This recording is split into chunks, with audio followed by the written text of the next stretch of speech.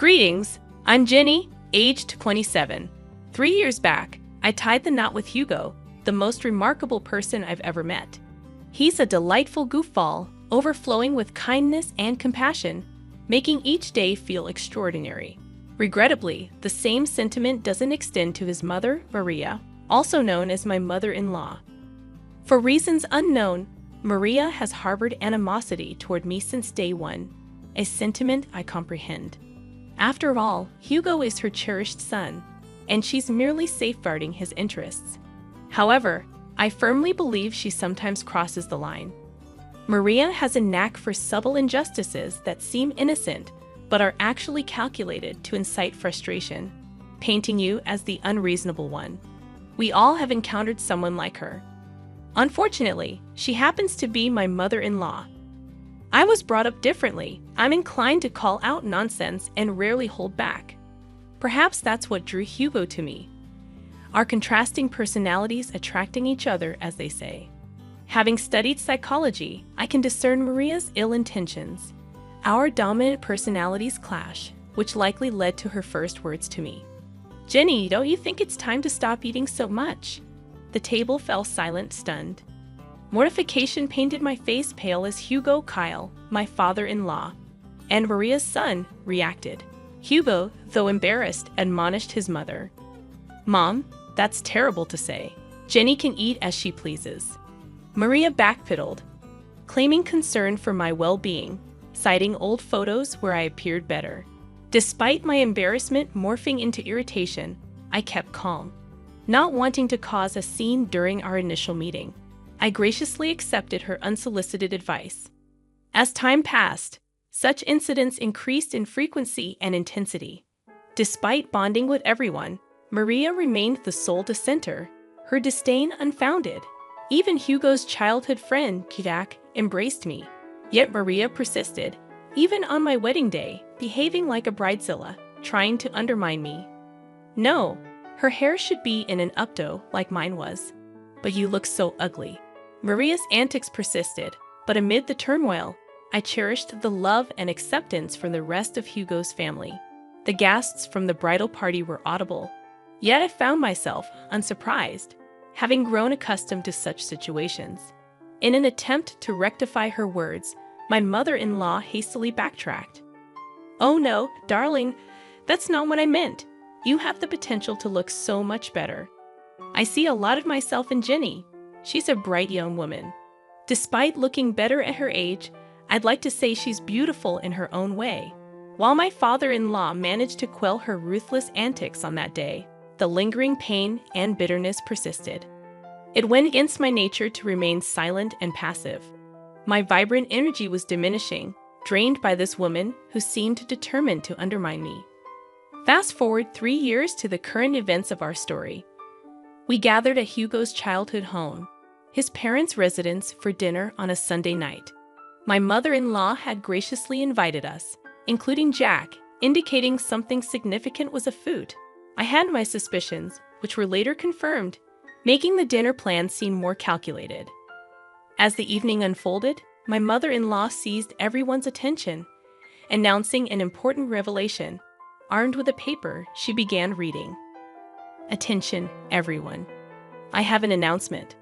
Since my birthday is approaching, I want to share my plans. We're going to Hawaii." The paper confirmed the trip, met with excitement from everyone at the table. "That sounds fantastic." "What? Amazing news, Jenny. I've always wanted to go to Hawaii. This is great news. I'm so excited. Thanks so much, Ma." "Actually, you're not coming." "Honey, what do you mean? This wasn't part of the plan." I made some last-minute changes and canceled her ticket before incurring extra charges. So, my ticket was already purchased, and she just canceled it. Why does she hate me so much? "Mom, what are you talking about?" In the ensuing chaos, Jack and I remained silent. Harsh words flew back and forth until Maria finally offered an explanation. Okay, fine. I'll tell you why I thought Jenny shouldn't join the family event. As I'm getting older, I want to spend my remaining years with those I care about most. Unfortunately, Jenny doesn't belong on that list. "Mom, really? What's wrong with you? Nothing's wrong with me. I'm just saying Jenny can't be considered family since she's not related by blood. By that logic, Jack shouldn't go either, right? He's not technically family, as you're stating.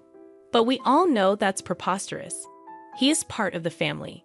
Since Hugo and Jenny got married, she's family too. Well, Jack is different. He's always been here, our sweet baby angel. But Jenny hasn't. I'm just not comfortable with her on the trip. It's my birthday, and I get to decide.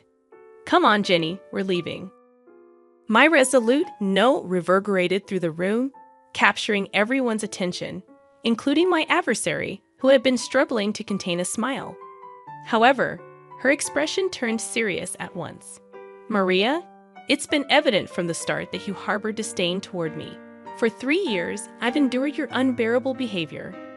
Do you think we're blind to your actions? Do you believe we don't see your narcissism? Watch your tone, young lady. Remember, you're in my house. And it won't be for much longer. In fact, I'm about to leave. But before I go, there's something I need to say. I addressed my beloved husband, whose eyes burned with anger as he looked at his mother. Darling, I love you completely, and I've tried to weather this storm for so long. But it's clear now that your mother will never embrace me into this family, no matter how hard I try or how often I hold my tongue. She'll always find fault with me. You should go on this trip. You can't miss it. Despite her quirks, she's still your mother, and you love her, and she loves you. So go.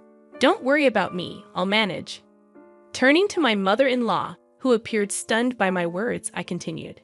And as for you, unfortunately for you, I'm in love with your son, and I'm not going anywhere. You might think you can push me out, but I'm here to stay. Even in Hawaii, you'll be thinking of me because, let's be honest, I think you're fixated on me. How dare you? I ought to slap you right now. I'm not done. You're fixated on me, obsessed with tearing me down, and I can't fathom why when all I've done is extend kindness and patience, even when you didn't deserve it. But enough is enough. If you don't want me in Hawaii or consider me part of the family, fine. But I will always be here. As long as I breathe, I'll be here for Hugo, Kyle, and even Jack, but never for you. In that moment, I realized I had finally silenced her. She stood with her mouth agape, seemingly searching for words that her mind wouldn't allow. I bid farewell to the other family members, kissed my husband on the cheek, and headed towards the exit. Let me drive you home, at least. I can't let you take a cab. Don't worry about me, babe. I love you, and thank you for loving me. But I'll be fine. You have a trip to discuss. Okay, if you say you'll be fine, I'll believe you. Oh, don't forget your purse. Right, my purse. I left it in the kitchen. Upon reaching the kitchen, where Maria had retreated, presumably to catch her breath after the altercation, I encountered her. What do you want? Don't worry about me, sweetheart. I'm just here to collect my things. Well, make it quick.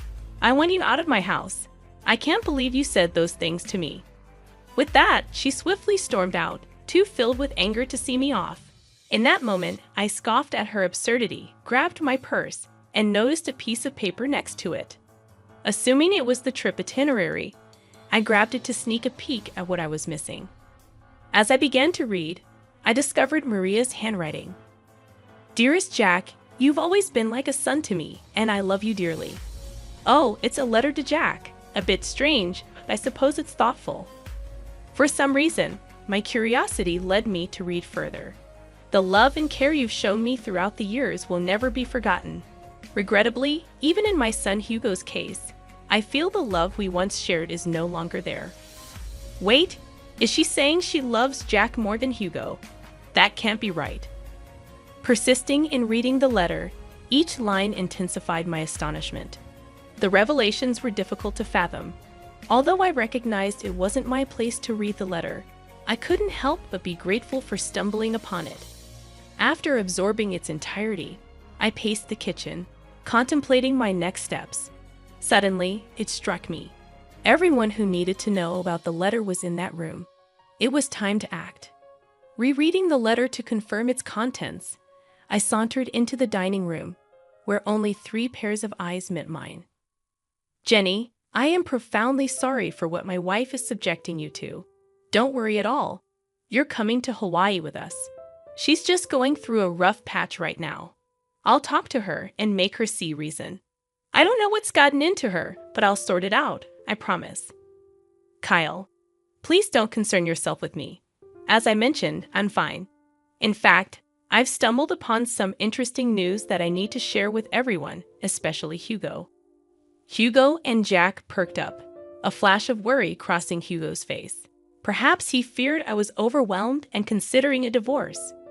Whenever I complained about his mother, he'd empathize, marveling at how I endured her antics. I'd reassure him it was my love for him that kept me going. Noticing Maria's absence, I inquired, "Where is Maria? She needs to be here for this too." I mentioned earlier, she's a bit under the weather after your confrontation. Mentioned a headache and opted for a nap upstairs. She won't be down for a while. You know how she is about her beauty sleep. Familiar with Maria's peculiar habits that often inconvenienced others, I sighed in frustration. This is crucial. She has to be here. It's okay, Jenny. You can share with us, and we'll fill her in when she wakes up. Contemplating the information I possessed, I hesitated. I wanted to witness her embarrassment. I think you should go ahead and tell us, sweetie. It's okay, and you know Hugo struggles with anxiety. It wouldn't be good to keep him waiting. True. Hugo's anxiety could escalate quickly, and I observed him beginning to fidget in anticipation. All right, I'll share with you what I found. While I was in the kitchen, gathering my purse and preparing to leave, I stumbled upon something intriguing that I believe you all need to know about. Retrieving the paper I found, I began to read aloud. It reads, "Dearest Jack, you know that you have always been like a son to me, and you know that I love you dearly. And the love and care you have shown for me throughout the years will never be forgotten. I hate to admit it, but even when it comes to my son Hugo, I feel as though the love we once shared is no longer there. Hugo and I just don't see eye to eye like we used to, and honestly, I think it's because of Jenny. Ever since he married that girl, he no longer has time for me. He doesn't love me, and therefore, I don't think I love him. I love you, and you are my son. With that being said, I want to let you know that I am going to update my will so that you inherit all of my belongings and not Hugo. I know it might hurt him, but honestly, at this point, I don't care. It's that wretched Jenny girl. She's the one who has poisoned my love for him. I hope you receive this letter well. The reason why I didn't want to approach you about it in person is that, and it pains me to admit this, I couldn't risk seeing the rejection on your face. I know you love Hugo like he's your brother, and most likely you won't approve. But I don't care. I'm giving you everything. The money, the house, the cars, and even my small businesses. They're all yours, whether you like it or not. If you want to talk about this further, please call me, and we can discuss it. I look forward to hearing your response. I will love you forever and always, your second mom." After finishing the letter, I glanced up to witness a flurry of mixed emotions. Kyle appeared on the verge of tears. Jack seemed stunned, but Hugo looked like he was on the brink of losing his temper. I can't believe she said all those things. Is she serious? So, she'd exclude me from her, well, just to spite me and Jenny? She's officially lost her mind, guys. I don't even know what to say. This has gone too far. I'm fed up with her toxic behavior. What are we going to do? In that moment, I had an idea. A week passed, and it was time for the planned Hawaii trip. Maria woke up to find a letter from her husband on her bedside table. It read, "Good morning, beautiful. We decided to let you catch up on your beauty sleep. Don't worry, your bags are packed. Just meet us at the airport." Maria hurriedly got ready and rushed to the airport, searching frantically for her travel companions. She tried calling them, but no one answered. Assuming they had already boarded, she boarded her flight, hoping to catch up with them in Hawaii. During the 12-hour flight, she landed and video called Kyle. "Hey, Kyle. Where are you guys? I woke up late and found your note. but none of you are answering. I assumed you boarded without me. Where are you? Let's start the festivities. That won't be happening, Maria. What do you mean? Where are you? I'm at home. What? Why are you at home? You see, Maria, Jenny brought some important information to our attention last week, and since then, we decided we'd rather spend time in Florida with her than anywhere else with you. Maria gasped. You think we wouldn't find out? What, my baby? Don't baby me. You were really going to cut me out of the will, Mom. Who? How did you even find out about that? Oh, that wretched girl you despise so much. Jenny found your letter in the kitchen. I don't know what you're talking about, Maria. Lying right now is only adding more nails to the coffin. Jack, tell them. You've got to believe me. I did nothing of this sort. We all read the letter, Maria. The game is up. But I didn't do anything. Jenny is making everything up. Oh, am I? You are so pathetic. It actually makes me sick. We all know what you said and what you tried to do. Thank goodness I was nosy enough to read the whole thing. Hugo, Kyle, please. No, Maria. Enough is enough. You're done. You don't get to say anything else. You messed up big time. Your hatred has caused you to be blind. Now you have to suffer the consequences of being alone on your birthday because of what you've done. I hope you can use this time in Hawaii to reflect on your actions. But I'll be alone. It won't be fun.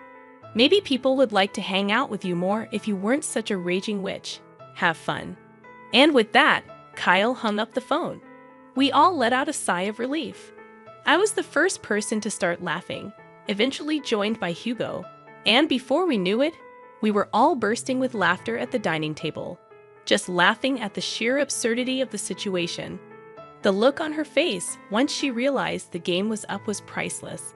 Her face turned pale, all the blood drained from her face, and it was evident that it was the first time in a long time that she felt embarrassed. Maria had to spend her vacation alone, frequently calling Kyle to see if he would at least come and join her because canceling the reservations she made would be expensive.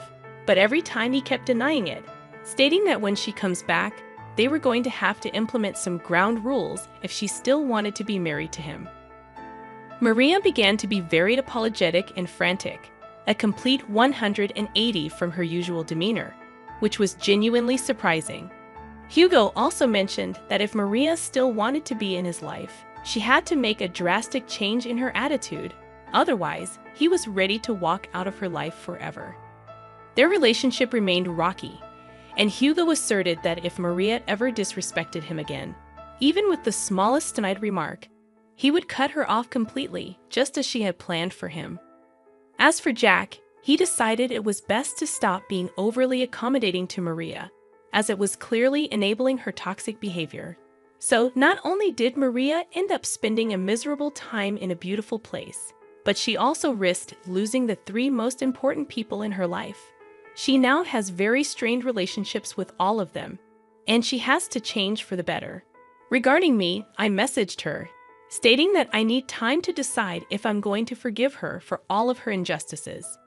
She was apologetic and begged me to talk some sense into the men in her life.